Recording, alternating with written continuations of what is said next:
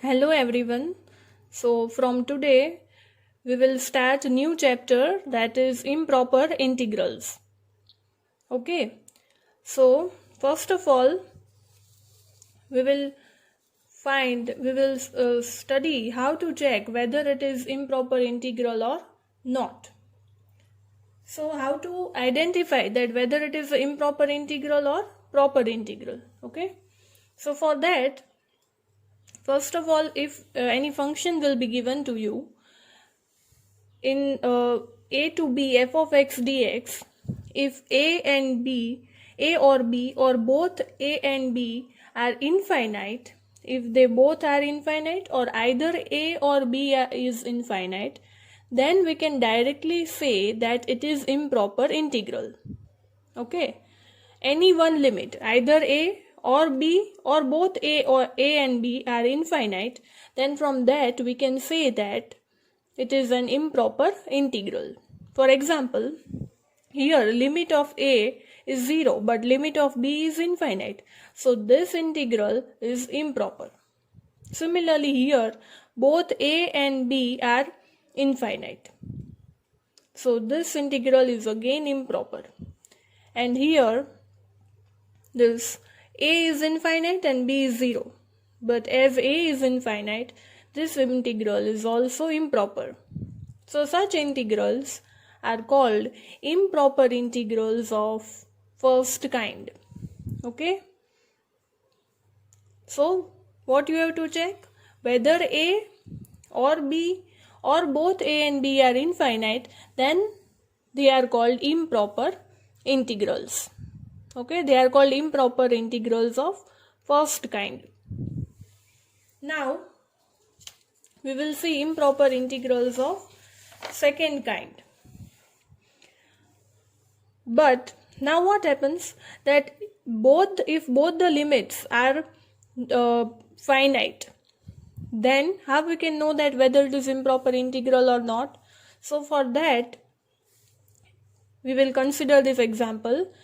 Here limit -1 to 1 is given integral in the integral 1 upon x square dx. Then we have to check all the limits. For example, if we substitute -1 here, we have to check all the values between -1 to 1, that is -1, 0 and 1. And whenever here in this integral, if we put 0, then 1 by 0 will result into infinity. So again, it is called improper integral of second kind. Limits were finite, but by putting the limits in this equation, we got infinite answer. So such integrals are also called improper integrals but they are called improper integrals of second kind. Okay. Again here if we consider this example, 10x dx, and integral is 0 through pi by 2, then 10 pi by 2 is, here both this limit are finite, but whenever we substitute this limit in this equation, then we get 10 pi by 2 infinity. So again it is improper integral of second kind. Okay. Directly if in the limit infinity is given, then they are called improper integrals of first kind. But if both the limits are finite and after putting this limit into the given equation, we get infinite answer, then they are called improper integrals of second kind. Now, what are proper integrals? In proper integrals, if we substitute these values in this equation, then we will always get all the value, we will get finite value. For example, if we consider this example x cube dx, then we will substitute all the limits between 2 to 5, that is 2, 3, 4, 5. Then here we will always get some answer, that is finite value. Here we will never get infinite. So they are called proper integrals. Here also x square dx, if we substitute all the values from 0 to 4, that is 0, 1, 2, 3, 4, then here we will always get finite value. Here we will never get infinite value. So that is proper integrals. They are called proper integrals. Here also 0 to 10, here we will always get finite value. So such integrals are called proper integrals. Okay, is it clear? Once again I am repeating, if any one limit is infinite, that is either a or b, or if both the limits are infinite, then it is improper integral of first kind. And if both the limits are finite, but after putting that limit in the equation we get infinite answer, then they are called improper integrals of second kind. But if we substitute all the values all the values in the equation and we get finite values every time, then they are called proper integrals. Okay, so now we will find convergence and divergence of improper integrals. We will study convergence and divergence of improper integrals. Now, whenever any integral will be given to you, and if you solve that equation by putting the values and finally you get finite and unique value, then that integral is called convergent. But whenever you solve this equation and after putting all the values you get infinite value, then this is called divergent. That this integral is called divergent. So example 1, evaluate minus infinity to 0 x e raised to x dx, and you will be asked to check whether it is convergent or divergent. So for that, first of all we will write I equal to minus infinity to 0 x e raised to x dx. From this, as one limit is infinity, we can say that this integral is improper integral, as I told you before. But here we have to check whether it is convergent or divergent. So for that we will follow the steps. Now, whenever you will be given any limit minus infinity to 0 or infinity to 0, then in place of infinity you have to write t. And that limit will come in the limit part, that is t tends to infinity. That is limit t tends to minus infinity. This limit you have to take in the limit part, and in the integration you have to write, in place of minus infinity you have to write t, that is t to 0 x e raised to x dx. Okay, so now limit t tends to minus infinity, and applying multiplication rule in the integral, we get x e raised to x minus e raised to x, and this limit will be t to 0. And now if we substitute this limit into the equation, we get limit t tends to minus infinity. Upper limit, we have to substitute upper limit, and then we have to substitute lower limit.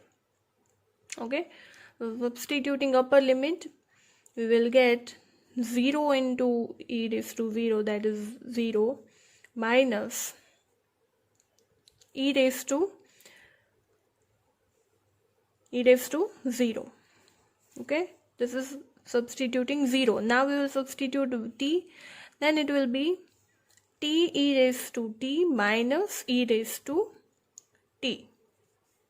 Okay, first we have substituted 0 in this equation, and then we have substituted t in this equation. Okay, so we will get limit t tends to minus infinity. Value of e raised to 0 is 1, so 0 minus 1 minus t e raised to t, and this minus will be plus e raised to t. So we can rewrite this equation as limit t tends to minus infinity minus t e raised to t minus 1 plus e raised to t. And then finally we have to substitute this limit into this equation. So we get, substituting this minus infinity, this will be 0, and we get minus 1. If we substitute minus infinity here, then this part will be infinity, and so we can, this part will get cancelled and we get -1. So we got finite and unique value. We got finite and unique value.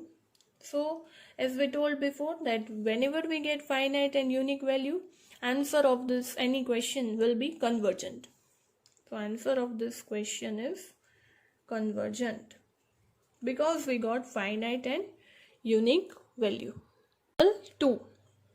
Evaluate limit 3 to infinity 1 upon x raised to -2 dx. So first of all, we can rewrite this equation as I equal to 3 to infinity x raised to x square. We took this part into the numerator, so we can easily solve it, x square dx. Now as I told you before, we have to take this limit into the limit part, so we get limit t tends to infinity, and in place of infinity we have to write t, so limit will be 3 to t x square dx. Okay, so integrating we get limit t tends to infinity. Different integration of x square will be x cube by 3. And we'll substitute this, put this limit here. Now if we put this limit in the x cube by 3, we get limit t tends to infinity. First we have to put upper limit and then we have to put minus lower limit. So t cube by 3 minus lower limit, that is 3 cube by 3, that is limit t tends to infinity t cube by 3 minus 27 by 3, that is 9. So limit t tends to infinity t cube by 3 minus 9. And now if we substitute this limit into this equation, then we get infinity by 3 minus 9, and infinity minus something will be always infinity. So from this, as we got answer infinity, we can say that this integral is divergent. Okay, this integral is divergent because answer of this question is infinity, and we not got finite and unique value, we got infinite. So this integral cannot be convergent and it is divergent. Okay, so answer of this question will be divergent. So example 3, test the convergence of e raised to minus x dx. Limit is 0 to infinity. So now again in place of infinity, first of all we will write I equal to 0 to infinity e raised to minus x dx. And as I told you before, in place of infinity you have to write t, and that t will come into the limit also. So limit t tends to this infinity will come in the limit, and integral 0 to t e raised to minus x dx. And now integrating e raised to minus x dx, we get limit t tends to infinity. Integration of e raised to minus x will be e raised to minus x only. It will remain same, and our limit is 0 to t. So we get limit t tends to infinity. If we substitute this limit into this e raised to minus x, we get, first we will substitute upper limit and then we will substitute lower limit. So that is equal to e raised to minus t minus e raised to 0. So we get limit t tends to infinity e raised to, now we will substitute, we have put this value in this equation, so we will directly substitute this limit into this equation. So we get e raised to minus infinity, here though 0 only, e raised to 0 is 1. Always remember that value of e raised to minus infinity is 0. So we get 0 minus 1. And here we forgot to integrate this. E raised to minus x, differentiation will be, its integration will be e raised to minus t and then integration of minus x will be minus 1. And here also minus 1, because we have to differentiate this minus part also. So here we get minus, and here we will get this minus minus plus.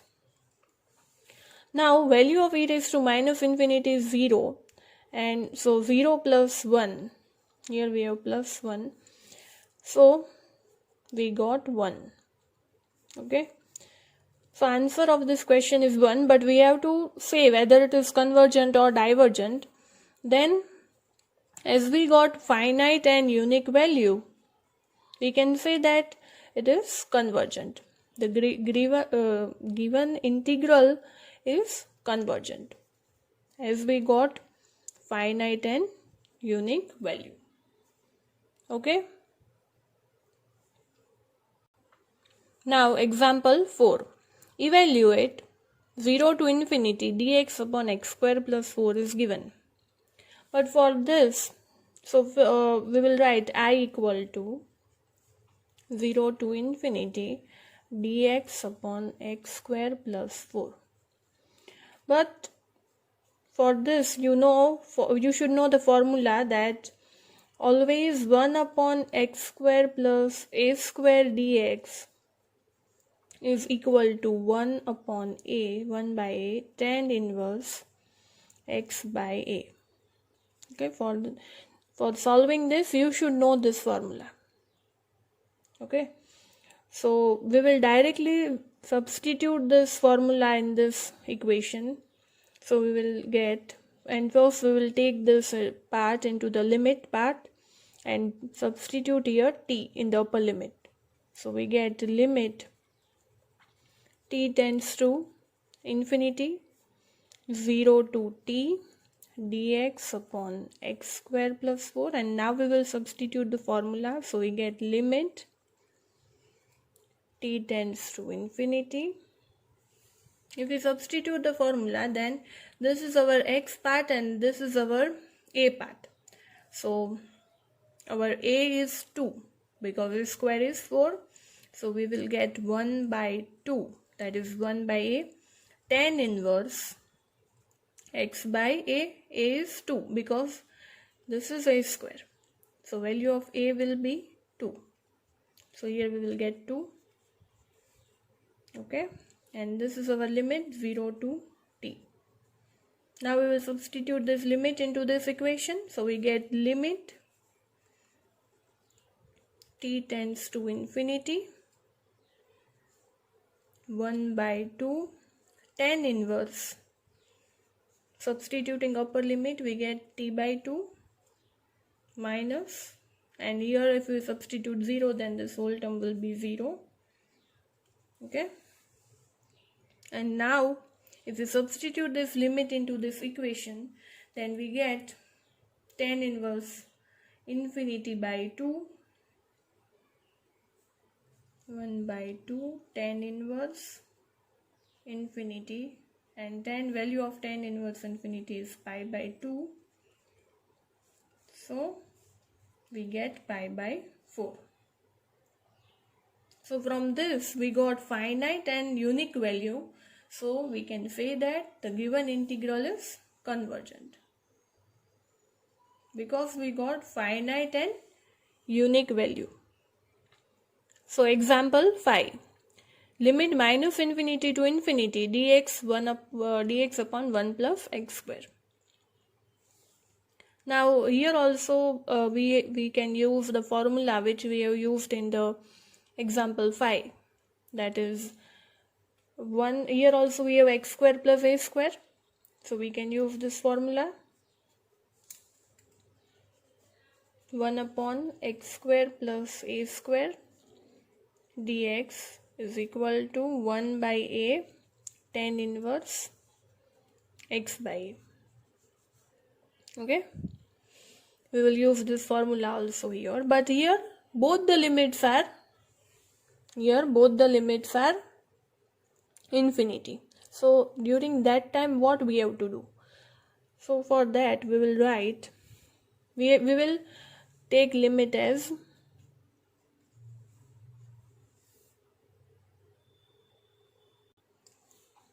0 to infinity. So this will be minus infinity to 0. We will divide it into two parts, minus infinity to 0 and 0 to infinity. Okay, so minus infinity to 0 dx upon 1 plus x square, one part, plus from where we have completed that only we have to take that limit only, that is minus infinity to 0 and 0 to infinity dx upon 1 plus x square. So we have to divide this limit into minus infinity to 0 and 0 to infinity, that is minus infinity to infinity limit is divided into two parts. And now we have to solve the integrals. So here we will get limit, this will be our limit, so limit t tends to minus infinity, and here we will get 0 as we are doing before. Here we will get t, we will substitute here t, and we took this part into the limit, so t to 0 dx upon 1 plus x square.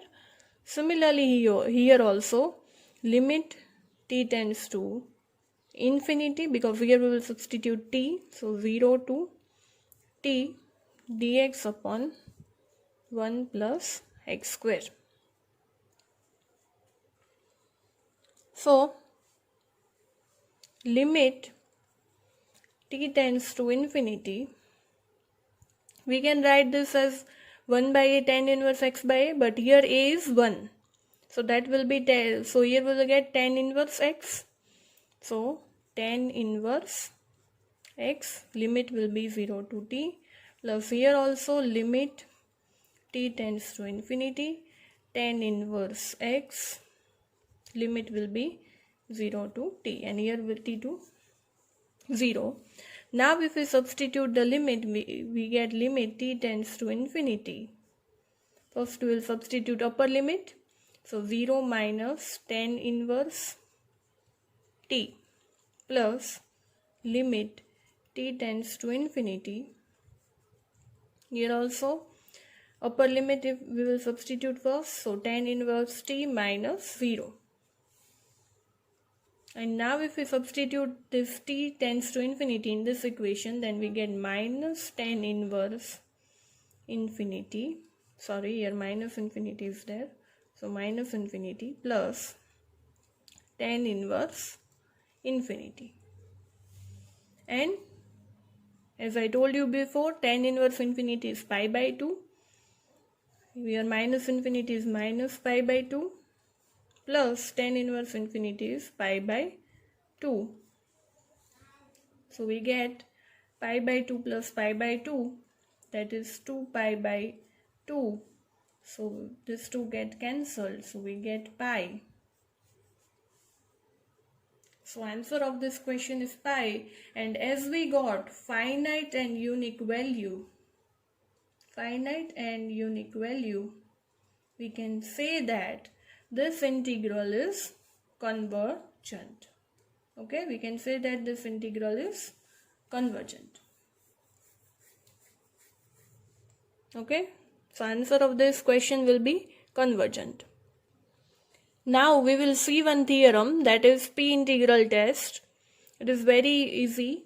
For the statement is for the integral a to infinity 1 upon x raised to p dx, where a is greater than 0 and p is constant. From this we can say that whenever P is greater than 1, then the answer will be convergent, and whenever P is less than equal to 1, answer is divergent. Okay, you have to just see the P. If P is greater than 1, then convergent. If it is less than equal to 1, then divergent. It will be cleared through example. So example 1 is 1 upon x raised to root 2 is given, and you all know that value of root 2 is 1.414, and this value is greater than 1, and this is our P.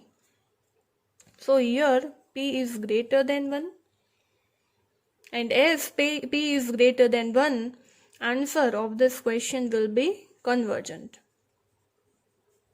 Okay, you have to check the constant. Here it is root 2, and root 2 is 1.414, which is greater than 1, and whenever P is greater than 1, answer is convergent. So answer of this question is convergent. In the next example, here P is 1 by x dx, so we can say that here P is 1, but whenever P is equal to 1 or less than 1, then the answer is divergent. So answer of this question is divergent because P is equal to 1. If it is given 1 to infinity, 1 upon x raised to 1 by 2 dx, then 1 by 2 is 0.5. Then P is again less than 1. So again this answer will be divergent. Okay. So whenever value of P is greater than 1, then answer is convergent. But whenever it is less than 1 or equal to 1, then answer is divergent.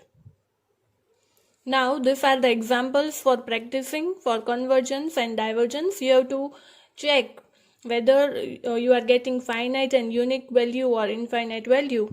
If you are getting finite and unique value, then answer will be convergent. Here in all these three sums, you are getting finite and unique value, so answer is convergent.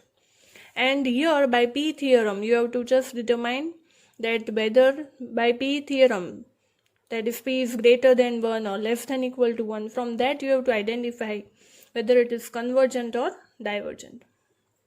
So do practice these examples. Thank you everyone. I hope you all liked my video lecture.